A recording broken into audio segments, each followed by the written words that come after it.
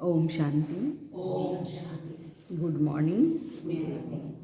मीठे बाबा के 24/11/2021 महावाक्य सुनते हैं। मीठे बच्चे, तुम यहाँ अपनी राजाई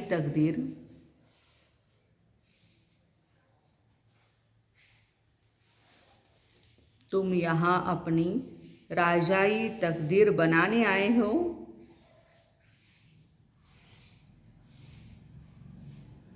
जितना याद में रहेंगे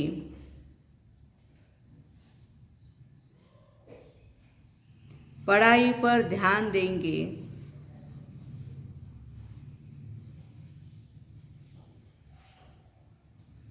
उतना तकदीर श्रेष्ठ बनती जाएगी।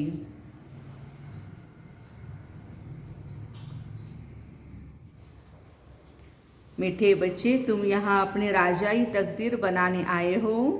जितना याद में रहेंगे पढ़ाई पर ध्यान देंगे उतना तकदीर श्रेष्ठ बनती जाएगी।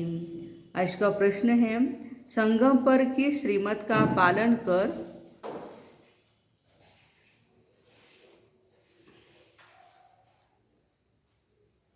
21 जन्मों के लिए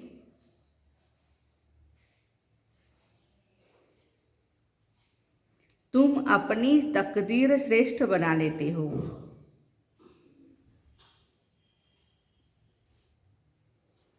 तुम अपनी तकदीर श्रेष्ठ बना लेते हो।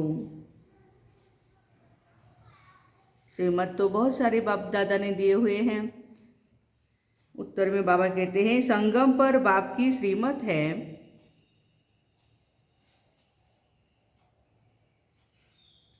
मीठे बच्चे निर्विकारी बनो, देही अभिमानी बनो।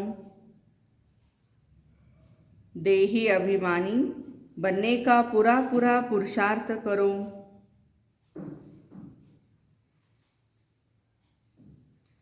कभी कोई पाप कर्म नहीं करना।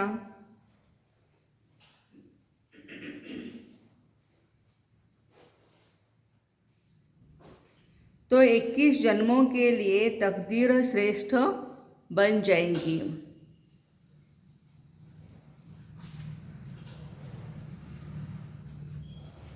निर्विकारी बनने के लिए बाबा ने कहा कि देही अभिमानी बनना है, क्योंकि विकार तब आते हैं जब आत्मा देह अभिमानी होती है। इसलिए उसका सोल्यूशन है आत्मा अभिमानी बने, अपने को आत्मा समझे। जितना आत्मा समझेंगे उतना विकार भी भागते जाएंगे। आज का गीत है, तकदीर जगाकर आई हूँ, नई दुनिया बसाकर लाई हूँ। ओम शांति। मीठे मीठे रूहानी बच्चों ने यह गीत सुना। अब इन 2 लाइन का अर्थ जिन्होंने समझा वो हाथ उठाओ। ज्यांना ज्ञान कळलं की गीताचा अर्थ कळला, तकदीर जगाकर आई हूँ, हाथ वर करा। ये किसने कहा तकदीर जगाकर आई हूँ? आत्मा ने कहा। अब सभी की आत्मा कहती है, बाबांना काय म्हणायची गरज आहे? तकदीर जगाकर आई हूँ। भगवान तर भगवानाला काय आहे, आवश्यकताच नहीं है, तो एवर प्योरच है ना। आत्मा ने कहा, तो मैं तकदीर बनाकर आई हूँ। कौन सी तकदीर? नई दुनिया में जाने की तकदीर। नई दुनिया है स्वर्ग, यह पुरानी दुनिया है नरक। तो ये सब आत्माएं कहती है। आत्मा को तो शरीर जरूर चाहिए, तब तो बोलेगी ना। जीव की आत्माएं कहती है, हम आए हैं स्कूल में तकदीर बनाने। पढ़ाने वाला है शिव बाबा, ज्ञान का सागर। मनुष्य को देवता अथवा पतित को पावन, नरकवासियों को स्वर्गवासी बनाने वाला एक ही बाप है। इस नरक को आग लगनी है। दुनिया में ऐसा कोई भी स्कूल नहीं जहाँ बच्चे कहे हम बेहद के बाप के पास आए हैं। अथवा ऐसा भी कोई कह नहीं सकते कि मैं टीचर भी हूँ, बाप भी हूँ और सतगुरु भी हूँ। वही बैठ पढ़ाते हैं। हाँ, यह ब्रह्मा भी नहीं कह सकते हैं कि मैं बाप भी हूँ, टीचर भी हूँ और गुरु भी हूँ। नहीं, एक शिव बाबा ही कहते हैं, मैं सभी का बाप, टीचर, गुरु हूँ। वही बैठ पढ़ाते। तो अब बच्चों को तकदीर बनानी है। बच्चे कहते हैं हम आए हैं नई दुनिया के राजधानी की तकदीर बनाने। हमको मालूम है ये पुरानी दुनिया अब खत्म होनी है। बाबा आकर नई दुनिया स्थापन करते हैं। तुम 21 जन्मों का राज्य भाग्य लेने आए हो और उसके लिए ही पढ़ते हो। गोया तुम राजाई तकदीर बनाने आए हो, यहाँ राजयोग सीख रहे हो। यह गीत तो भल उन नाटक वालों का बनाया हुआ है, फिल्मी गीत है ना ये, परंतु इसका अर्थ भी फिर समझाया जाता है। जैसे बाप सभी वेद शास्त्रों का सार बैठ समझाते हैं। इस समय सारी दुनिया में है भक्ति। सतयुग में भक्ति मंदिर आदि होते नहीं। तुमने आधा कल्प भक्ति की है, अब तो भगवान मिल गया है। पहले पहले भारत में इन देवी देवताओं का राज्य था, फिर 84 जन्म लेते लेते तुम्हारी तकदीर बिगड़ती गई है।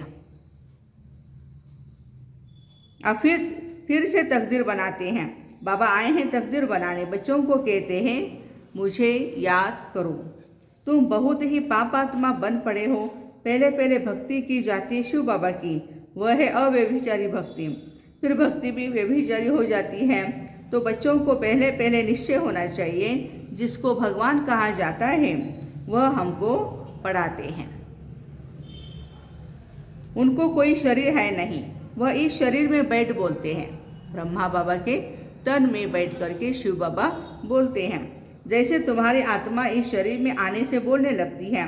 कभी कभी मनुष्य मर जाते हैं, फिर जब शमशान में ले जाते हैं तो आधे में चुरपुर करने लग पड़ते हैं। समटाइम व्हाट हैपन्स, मरा हुआ है लेकिन फिर भी वो बीच में जिंदा हो जाता है, या कभी कभी उसको जलाने के लिए रखते भी हैं और वो उठ करके खड़ा हो जाता है, तो आराम से उसको नीचे उठा लेते हैं, फिर घर में ले जाते हैं। होता है ऐसे आत्मा चली गई फिर आई नहीं। आत्मा बिल्कुल सूक्ष्म है ना, तो कहाँ छिप गई? ऐसे कहेंगे अनकॉन्शियस हो गई। भले डॉक्टर ने डेथ डिक्लेयर किया लेकिन फिर भी वो आत्मा उड़ जाती है, किसको पता नहीं पड़ता है। ऐसे कभी कभी हो जाता है, सम टाइम, ऑलवेज नहीं होता है लेकिन हो जाता है। चिता से भी जाग पड़ते हैं, फिर उनको उठा लेते हैं। चिता से जाग पड़ते हैं, तो ये क्या हुआ? आत्मा कहाँ छिप गई, फिर अपने ठिकाने आ गई। आत्मा नहीं है तो शरीर एकदम मुर्दा हो जाता है। तो आत्माओं का देश है परमधाम। तुम जानते हो हम वहाँ उस घर में रहने वाले थे। पहले पहले हम आत्मा घर से आए हैं सतयुग में। भारतवासी जो देवी देवता थे वही आए होंगे। वास्तव में जो धर्म स्थापन करते हैं पिछाड़ी तक कायम रहते हैं। बौद्ध हो या क्रिश्चियन हो, कोई भी धर्म हो, पिछाड़ी तक कायम रहते हैं। भारतवासी जो देवी देवता थे वही आए होंगे। वास्तव में जो धर्म स्थापन करते हैं पिछाड़ी तक कायम रहते। बुद्ध का धर्म कायम है, क्राइस्ट का धर्म कायम है।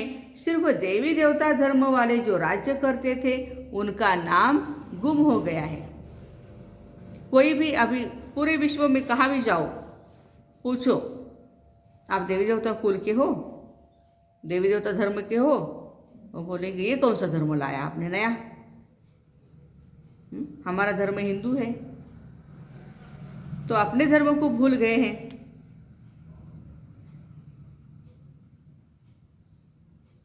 कोई भी नहीं है जो अपने को देवी देवता धर्म का कहता हो। बाबा समझाते हैं भारतवासी अपने धर्म को भूल गए हैं।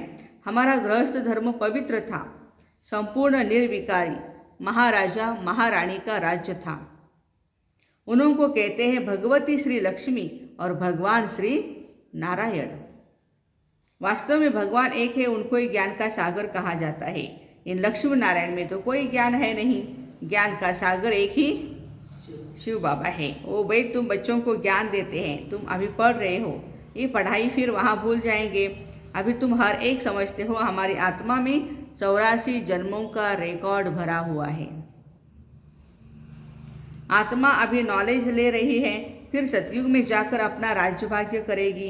तुम कहेंगे हमने 84 का चक्र लगाया और बाबा से हम स्वर्ग की बादशाही ले रहे हैं। हर एक उस दादे से वर्षा लेते हैं, परंतु अपने अपने पुरुषार्थ अनुसार। इसमें कोई हिस्सा बांटा नहीं जाता है, अज्ञान काल में बांटा जाता है। बाबा कहते यहाँ पर एक ही बात है कि आप खुद क्या करो, मीठे बाबा को याद करो, बाबा की सेवा करते रहो, ऑटोमेटिकली आपको बाबा का वर्षा मिलता जाएगा। लेकिन कुछ नहीं करेंगे तो, याद ही नहीं करेंगे बाबा को, तो वर्षा कहाँ से मिलेगा। बेहद का बाप कहते हैं हम वैकुंठ स्थापन करते हैं, उसमें उच्च मर्तबा पाना वो है तुम्हारे पुरुषार्थों पर मदार। जितना शिव बाबा को याद करेंगे उतना विकर्म विनाश होंगे। फायदा ही है तोटा है, फायदा है। करतो का। पवित्र बनेंगे। सोना को भट्टी में डालते हैं ना, तो उनसे खाद निकल सच्चे सोने की डल्ली बन जाती है। यह आत्मा भी सच्चा सोना थी। यहाँ पाठ बजाने आती है, पहले है गोल्डन एजेंट, फिर पहले चांदी की खाद पड़ी। आत्मा थोड़ी इम्प्योर बन जाती है तो फिर आहिस्ते आहिस्ते थोड़ा घटती जाती है। मकान भी पहले नया होता है और वही फिर आहिस्ते आहिस्ते पुराना हो जाता है। 100 वर्ष के बाद कहेंगे पुराना। वैसे दुनिया भी नई और पुरानी होती है। आज से 5000 वर्ष पहले नई थी, इन देवी देवताओं का राज्य था। अब कहाँ गया? 84 जन्म भोगते भोगते पुराना हो गया। आत्मा भी मैली और शरीर भी नहीं है मैला। ऊपर से तो घिस घिस करके स्नान करते, अंदर से क्या है? मैला बाबा कहते हैं गोरे से सावरे हो गए हैं। कृष्ण को भी गोरा और सावरा दिखाते हैं ना। टांग स्वर्ग की तरफ है और लात नर्क की तरफ है। माना टांग नर्क की तरफ है और मुंह स्वर्ग की तरफ है। तो हमारा भी कैसे होना चाहिए? मुंह कहाँ होना चाहिए? स्वर्ग की तरफ होना चाहिए। और टांग किधर होनी चाहिए? नर्क की तरफ। होता क्या है? उल्टा होता है। बार बार हम कहाँ देखते हैं? मुंह कहाँ होता है हमारा? नर्क की तरफ होता है। तो दुख, अशांति, रोग राई, मारामारी। तुम भी उस कुल के हो, तुम्हारी भी टांग नरक की तरफ और मुंह स्वर्ग की तरफ होना चाहिए। आज दिवसभर काय बघायचं? माझं तोंड स्वर्गाकडे आहे का? असेल तर खुशनुमा चेहरा, प्रसन्न चेहरा, आनंदी चेहरा, शांत, नरकाकडे असेल तर अभी तुम पहले निर्वाण धाम में जाकर फिर स्वर्ग में आएंगे। कलयुग को आग लग जाएगी। मुसलधार बरसात, आज सुबह भी हुई ना, मुसलधार बरसात, आग, अर्थक्वेक आदि होगी। पतित आत्माएं सब हिसाब किताब चुकतू कर घर चली जाएंगी, बाकी थोड़े बचेंगे। पवित्र आत्माएं आती जाएंगी। अभी तो सब है कांटे।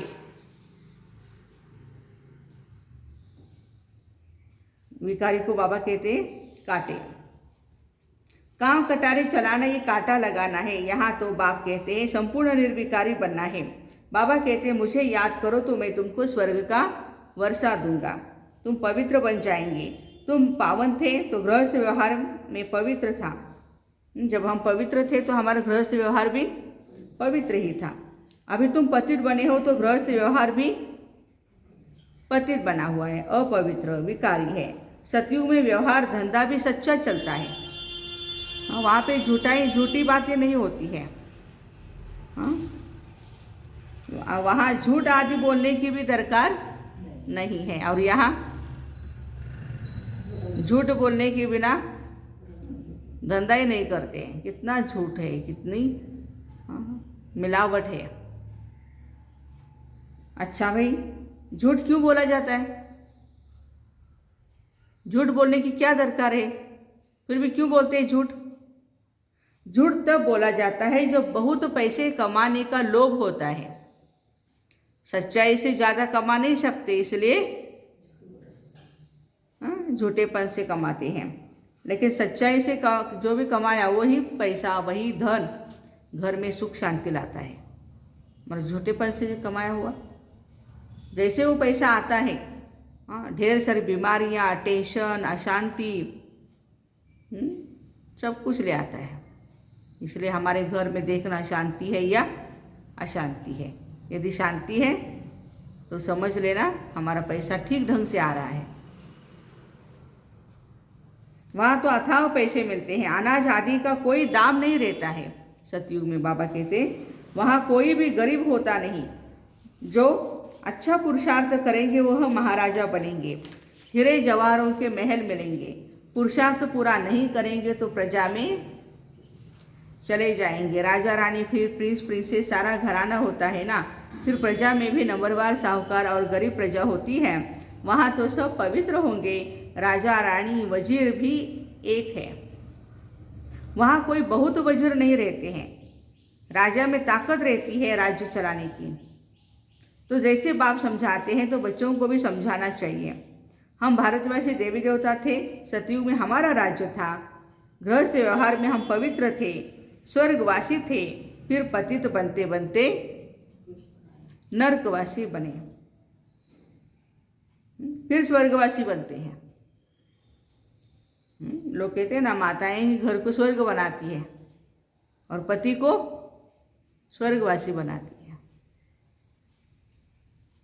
इतना भी घर में टेंशन नहीं देना चाहिए पति को कि वो मर जाए। हाँ, स्वर्गवासी माना बाबा जो कहते हैं लक्ष्मी नारायण जैसा बनना है, तो उसके लिए भले उनको ज्ञान सुनाओ, सुनते हैं तो, नहीं तो कोई ज़बरदस्ती नहीं करनी है। तो बाबा कहते नरकवासी बनने में 84 जन्म लेने पड़ते हैं। सीढ़ी में कितना क्लियर है। अभी बुद्धि में आया है हम जाकर स्वर्ग में राज्य करेंगे। अभी बाप से वर्षा ले रहे हैं। बाप ही सत्य बताकर नर से नारायण बनाते हैं। वे लोग तो बस सत्यनारायण की कथा सुनाते हैं। पूजा आहे आमच्या घरी सत्यनारायणची, यावर का जायचं आपलं प्रसाद खाऊन यायचं। काय कळलं त्यातलं कुणास ठाऊक। प्रसादाला बोलवले जायचं। वह थोड़े ही ऐसे कहते पवित्र बनो, मामेकम याद करो। सत्यनारायण की कथा पूर्णमासी के दिन सुनाते हैं, पौर्णिमेला ऐकवतात। अभी इस समय पूर्णमासी कहा जाता है 16 कला चंद्रमा को। जब पिछाड़ी होती है तब चंद्रमा की लकीर जाकर रहती है, जिसको अमावस कहते हैं। ये सब पॉइंट समझने की है। परसों बाबा ने कहा था कि ये बेहद की अमावस चल रही है। कलयुग क्या है? बेहद का अमावस ही है। और सतयुग और त्रेतायुग बेहद की पूर्णमासी है। ये शिव बाबा बेड पढ़ाते हैं। वह बाप टीचर सतगुरु है। इनमें प्रवेश कर आत्माओं को पढ़ाते हैं। बाबा कहते हैं जैसे इनकी आत्मा भ्रुकुटी के बीच में रहती है, मैं भी आकर यहाँ बैठता हूँ, तुमको बैठ समझाता हूँ। तुम पहले पावन थे, फिर पतित बने। अब मुझ बाप को याद करो। पवित्र बनने बिगर वापस घर नहीं जा सकते, क्योंकि हमारा घर बहुत ही पवित्र है। पवित्र बनेंगे तब ही उड़ेंगे। सब पुकारते हैं पतित पावन आओ, पावन बनाओ, तब हम उड़े, अपने घर मुक्तिधाम में जाएं। वो है आत्माओं का घर। पतित घर नहीं जा सकते हैं। जो भी आत्माएं पतित है वो परमधाम में नहीं जा सकती है। जो अच्छी रीति धारणा करेंगे, शिक्षा को धारण करेंगे, तो जल्दी स्वर्ग में आएंगे, नहीं तो देरी से आएंगे। नए मकान में आना चाहिए ना, नए मकान में ही मजा है ना। नवीन घरामध्ये काय आहे? मौज आहे, मजा है। पहले पहले सतयुग में आना चाहिए। मम्मा बाबा सतयुग में जाते हैं, हम फिर देरी से क्यों आए?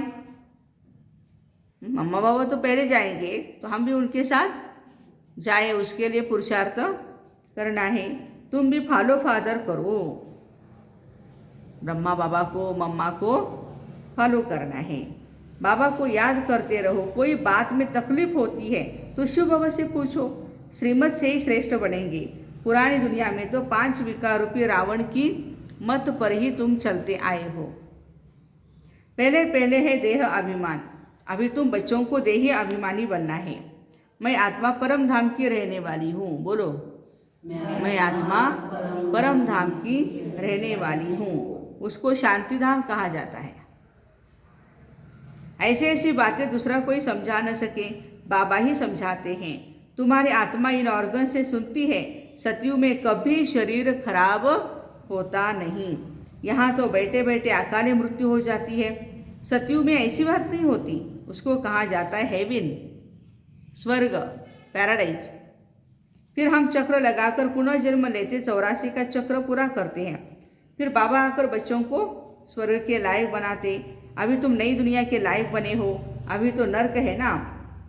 अभी तुम आए हो नर्कवासी से स्वर्गवासी बनने के लिए, बनने की तकदीर बनाने के लिए। कहते हम शिव बाबा के पास आए हैं तकदीर बनाने। कल्प कल्प हर 5000 वर्ष के बाद हम तकदीर बनाते हैं, हम स्वर्गवासी बनते हैं।